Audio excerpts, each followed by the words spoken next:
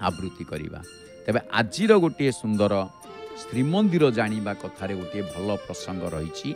श्रीमंदिर जानिबा कथारे कौन अच्छी ना श्रीमंदिर जानिबा कथारे आज रही कनक मुंडेई कौन ताकू कनक मुंडेई किंतु ताहा जदि शुद्ध भाषा देखिए ताहा होची कनक मुंडी श्रीमंदिर भाषा अर्थ कौन कनक मुंडेई कहले कनक कनकते 100 गुना अधिकते मादकाई जो खाए जो पाए बावरा हो जाए जो न पाए वो भी बावराई।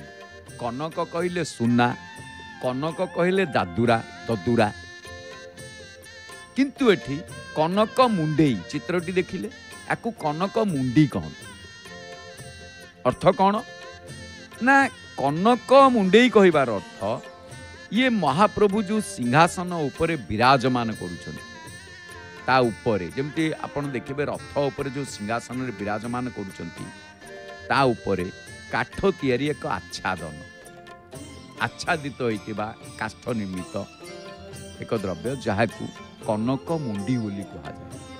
आउ ये अणसर विधि बेले ठाकुरंक पई बड़ ओडिया मठ तरफरु मध्य तैयारी करा जाए। अनवसर समय रे महाप्रभुकर आपण ए दृश्य मध्य तैयारी करा जाई थे अणसर बेले बड़ ओडिया मठ तरफरु।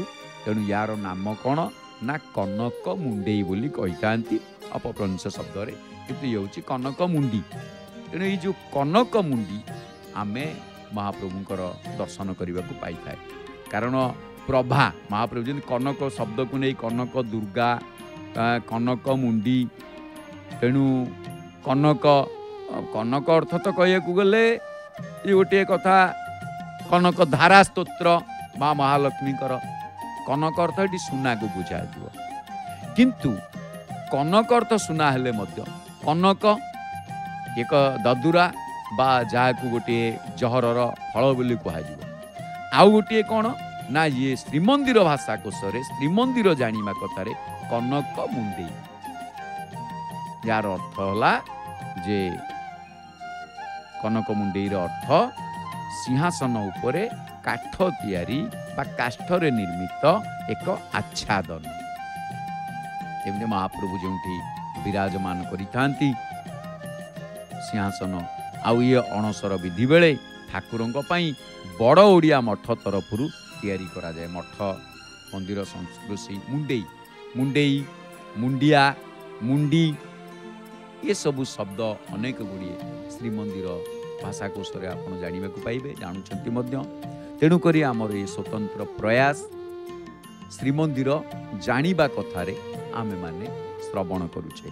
तेबे कनक मुंडेई कौन आपण माने जानिले एठी आमे श्रीमंदिर जानिबा कथा को सांग करिवा कौन जानिले कनक मुंडेई कौन।